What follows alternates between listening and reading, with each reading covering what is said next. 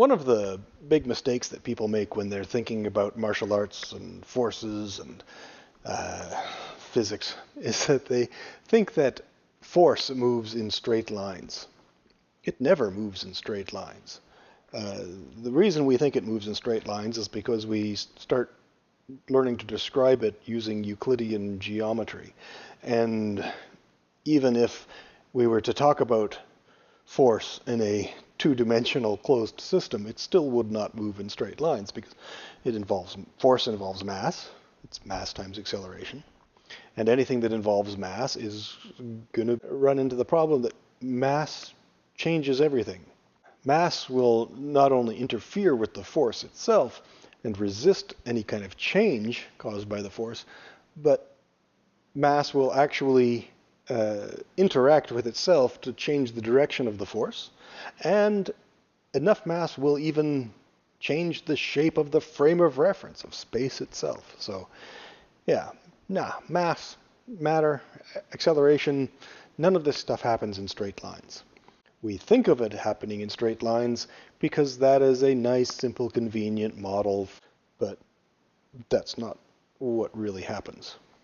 So, when we're dealing with Tai Chi or push hands or martial arts and there's a force coming at us trying to accelerate our mass in a particular direction or part of our mass in a particular direction, the force is coming at our head, trying to make our head move fast enough so that the brain rattles around inside. Well, when that happens, mass is going in different directions, so the force is going in different directions. And you can try to accelerate something in one direction, but your force is not all going to go that direction. It's going to get redirected by the mass. And if the mass is rather dumb and just sort of sitting there, then you may have a certain amount of control over how much you're going to move the mass and how fast. But if the mass is coherent and conscious and intelligent, then the mass can interact with the force in a way that uses other forces to redirect your forces so that they don't go where you want the forces to go. I'm still making sense to me. I don't know if it's making sense to you, but like I said, if you understand what I'm talking about, then it's quite possible you're not listening. So if you get confused, congratulations for paying attention. Okay, but here we go. One of the first movements in Tai Chi and one of the first principles in Tai Chi is a thing called silk reeling power, or silk reeling skill, or silk reeling exercises, or silk reeling method. So what is it? Is it a power? Is it a movement? Is it an exercise? Is it a cycle? Is it an idea? Is it a structure? Is it a thing or an action? What is silk reeling? The answer is, well, yes. Yes, it's those things. What it is depends on how you're looking at it and what your perspective is. But let's simplify it one way. And one way is to say silk reeling is a circle. It's the way that you circle your hands. Of course, the hands don't move by themselves. So it's circling the hands relative to the body, but it also involves a rotation of the hips and twisting of the waist. So this movement is called a silk reeling exercise. And there are many different variations of this, many ways of moving the hands. Anywhere you do a Tai Chi movement, you're doing some kind of silk reeling. You might not think of it as a circle, but there's a circle in there. So the two main ways that you circle in silk reeling are what's called a positive circle, where the hand comes up the center line and goes out, and then goes down, like that. And the other is a negative circle, where the hand comes down the center line and then goes out. And now, how it does that is a matter of deep analysis and discussion. But basically, you want your arm to be in a natural, relaxed position, use as little effort, and reduce the amount of vectors of force that you are applying. Get rid of all of them if you can. So when the hand comes down, it just relaxes and hangs at your side, and then you sink the shoulder and drop the elbow and sit the wrist and allow the hand to float up in a way that preserves the centripetal geodesic. If you saw the video in the series Introduction to Tai Chi, last week I introduced the Centripetal Geodesic Principle and started talking about how it applies to martial arts. To simplify, a geodesic is basically a straight line in a curved space, or on a curved surface. In this case, the curved surface is the human body, and the mass that interacts with the force is the structure of the body that connects from the point of contact of the opponent through you and into the ground. So if someone is pushing on my arm at any point on the hand, then from that point to the ground, there is a geodesic. And that geodesic is the line that the force takes, a straight line in a curved space. The force goes up the arm, down through the body, and into the feet. So, ideally, what it should feel like for your opponent if they are pushing on your arm is that they are pushing the center of the earth. And as soon as they push, if they are on target, as soon as they push, they will bounce off the earth. Because this structure is very well aligned, very well connected, so that everything is connected to everything else, so that it's not too springy, it's not going to collapse. But it doesn't require any effort on your part because you are not using tension to do it. You're not trying to hold a whole bunch of different vectors in different directions. You're just trying to keep this one very thin, narrow line all the way down to your feet. And the thinner the better. Ideally, there will just be one geodesic, infinitely thin. And the thinner it is, the more power you will have in that direction. If you use tension, then that structure, that curved surface, gets thicker and thicker, and you have a big wide cross section. So when that happens, the person who pushes here can push in any direction and they will move you around. But if you keep extremely relaxed and very precisely align that geodesic, then the only way that they can affect your center is by pushing along that line, and you can redirect that into the ground. If they are not exactly on that line, then they push your hand this way, and then your hand goes. And the geodesic starts here now.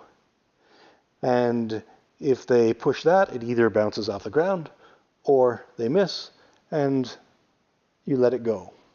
And if they try to push here, well, then that's where the geodesic starts. It connects there to the ground. So it's like a straight line in a curved space with only 2 points of reference.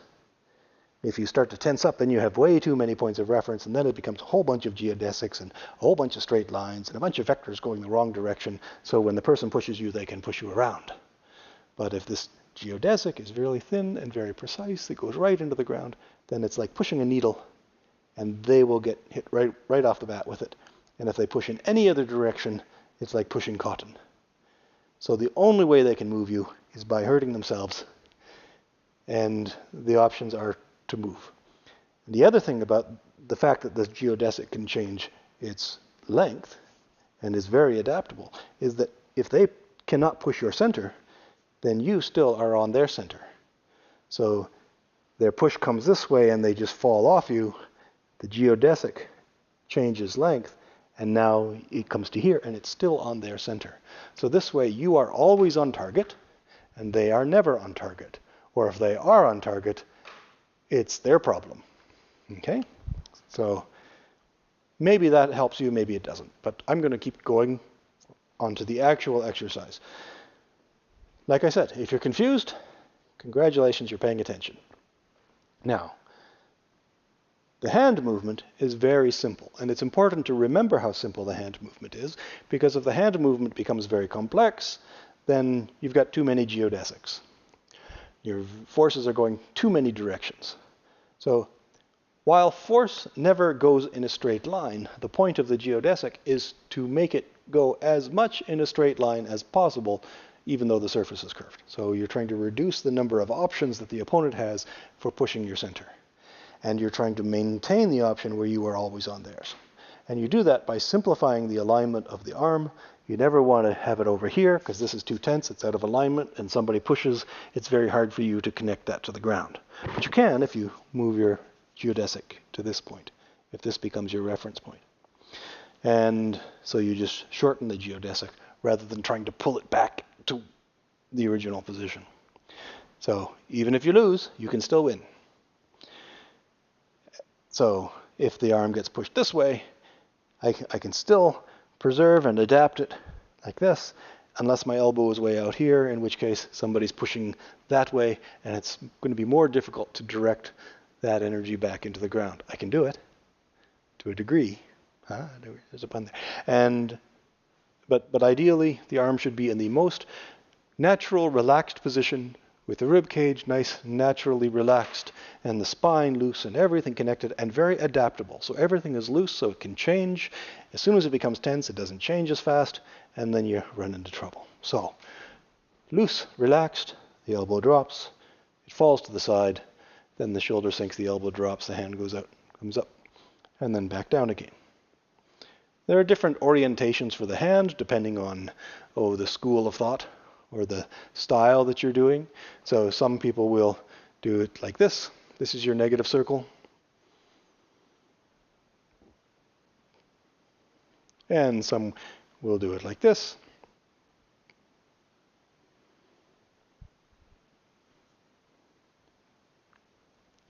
And there are lots of different variations. So sometimes it will just go like that. It's up to the teacher, the individual, and ultimately to you and the context in which you are training to decide that. So from here, the elbow drops into the side, the hand drops, and it comes up and out.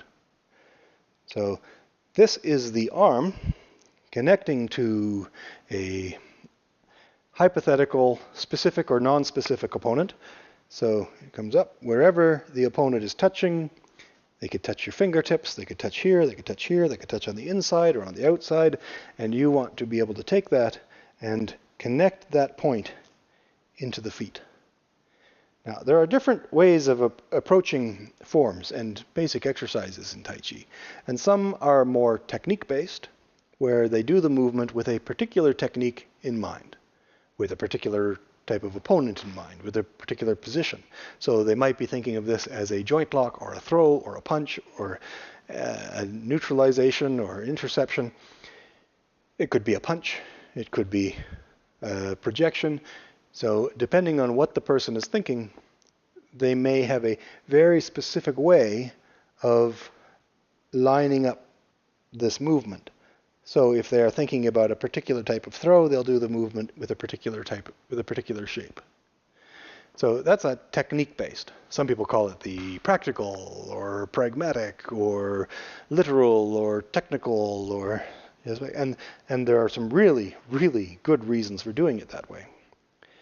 But a lot of the traditional forms don't get quite so literal. They don't do a literal application when they're doing the movement. They're thinking of infinite possibilities. Another way to think of it is that they are not imagining training with an opponent.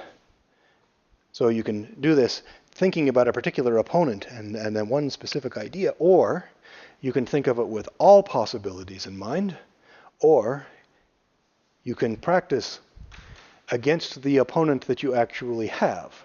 So when you're doing a solo form, there's nobody there, so you practice with there's nobody else there. So you practice with yourself. You practice with air pressure, with gravity, with the wind, with ideas. So wherever your thought goes, you have to neutralize that. Wherever the gravitational forces are taking you, you need to align with that. And sometimes we'll say, listen for the tides. See if you can feel where the sun is. Right now it's over there. Yeah, so I'm just kidding. I don't know. Well, yeah, actually, that's pretty good. So you circle and you connect gravity, air pressure, whatever, through your body into the ground, the most natural and relaxed way that you can, and eliminate any kind of unnatural tension or unnecessary tension. And there will be lots. So you can look for the tension in your chest, in your ribs, in your waist, in your hips, in your knees, in your feet, and look for that tension and try to stand in a way, like I said before, like a string of pearls balanced on end, or like a guitar string balanced on end, and let go of any tension that is adding geodesics to your body. So you want to be we say the needle inside the cotton, and that needle is aligning with gravity, connecting to the hypothetical opponent, and so when you move, you want to keep that idea. you can think of it in other ways as well. So you can think of a general idea with putting your mind on the, say, the outside of your forearm, or the dorsum of the forearm, or the well, okay, here we go, the lateral side, or the medial side, or the anterior posterior side. So when you are moving, you can think of this, put your mind on this part of your arm, and that will help you to feel that connection to your feet.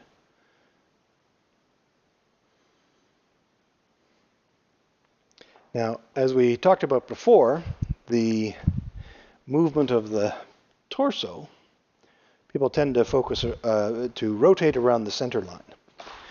But that's one way of rotating. The other way of rotating is to rotate around the left or the right axial lines. The axial lines correspond to the axillary or axillary lines underneath the armpit, from the armpit to the hip. So this becomes an axis around which you rotate. So the whole body moves around this vertical axis, the left axis. So in this case it's the left axis because I have my left foot forward and I'm using my left hand to do the circle.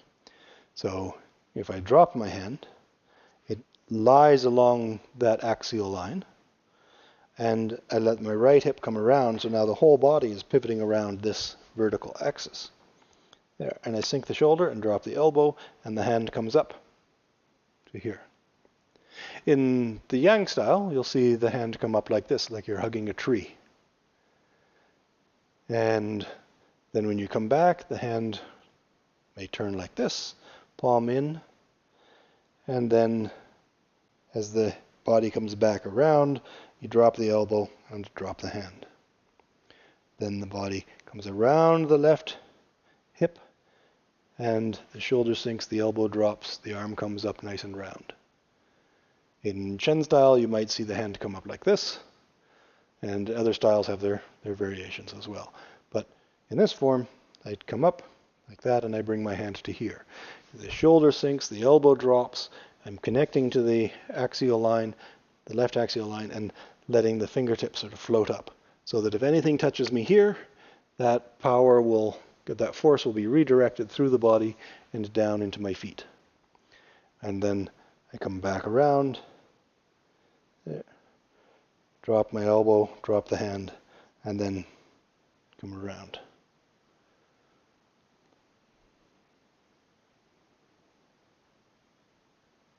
So the effect is that if somebody were to push me anywhere on my body, their force should be redirected into the ground, because that's the only way they can move me. But I'm also so soft that if they're not on target, they'll just roll off. And by pivoting around the axial line, the left axial line, this is the fulcrum, this is where the power is, this is the still point where I will manipulate the opponent most effectively, and where I can become most natural and relaxed. So my weight is going down into my front foot.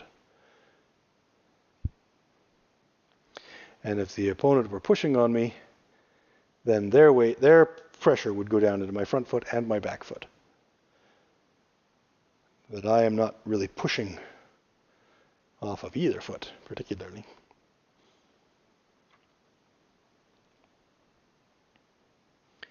So this is the negative circle, and this is the first one that I do in this form. In the 26-section routine after Wuji, that's section 1. Section 2 is Tai Chi. Section 3, Peng. Step. And now the left thigh is lined up with the left foot, and I start to push down into the ground with my left foot, with my left thigh, and the right hip comes around. And as it comes around, the left hand continues in the negative circle. And then I can practice this repeatedly. This is just the first part of section 3, but I can practice this in isolation. So this is just a simple silk reeling exercise. And again, you'll see silk reeling done differently in different schools. So when you're studying with a different teacher, do it their way. They know what they're doing.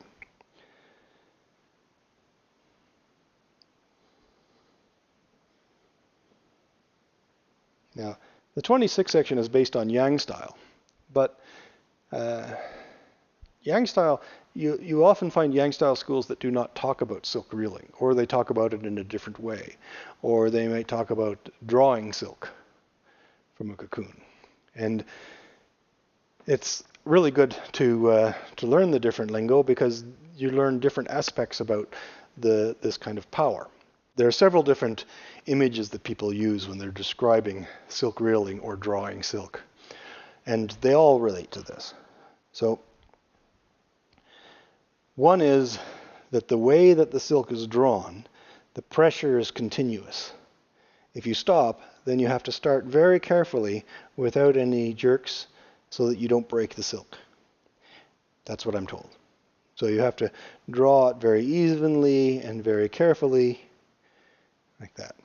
The other image that people use is the idea of the silkworm itself making the cocoon. So you have this, think of the head of the caterpillar spiraling like this as it forms the silk cocoon around itself. We've been using these images for at least a century. I should actually look it up. Maybe there's a nice video out there of the silkworm making the cocoon. Maybe there's some video of people manually drawing silk from the cocoon. I don't know.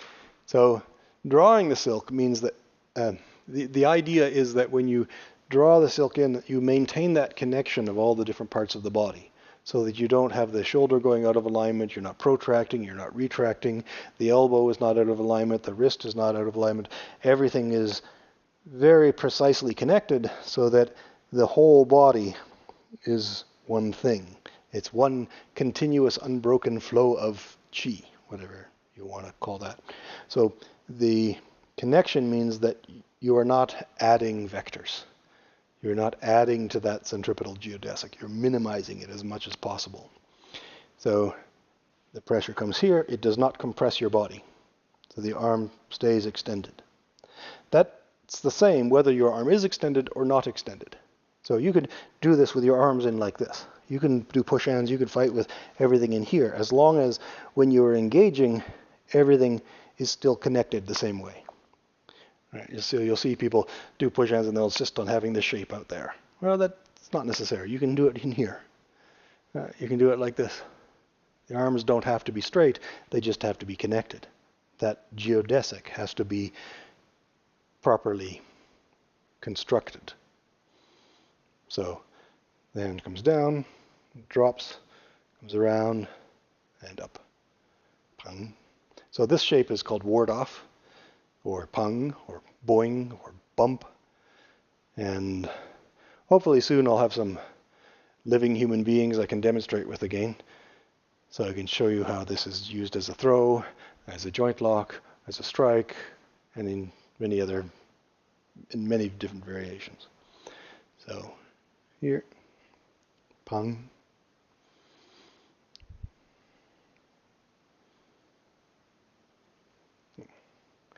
So that's your homework, is pivoting around the axillary line, and the hand comes down the center, comes up, and then comes down the center,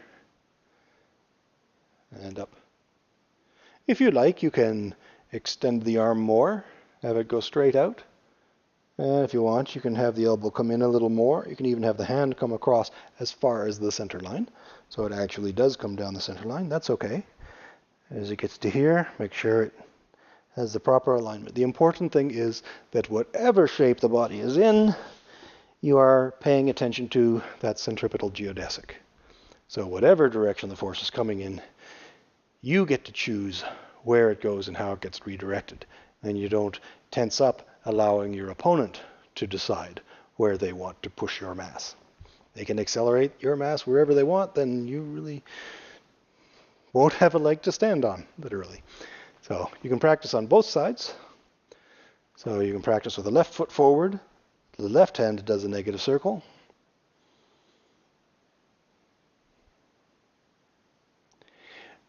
that. Or you can practice on the right side with the right leg forward and the right hand does a negative circle.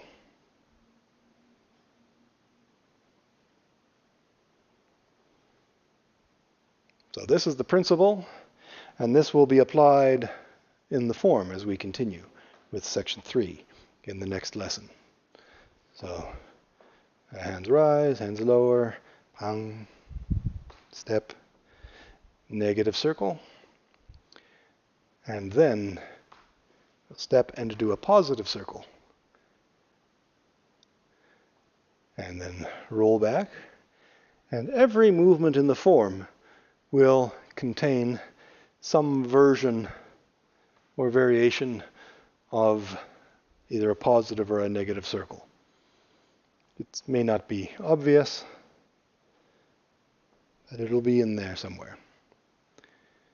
Now, those of you who have studied with me before may notice that I don't always teach this the same way. That's just to keep you on your toes. No, it's because I do change the pedagogy, and it does evolve.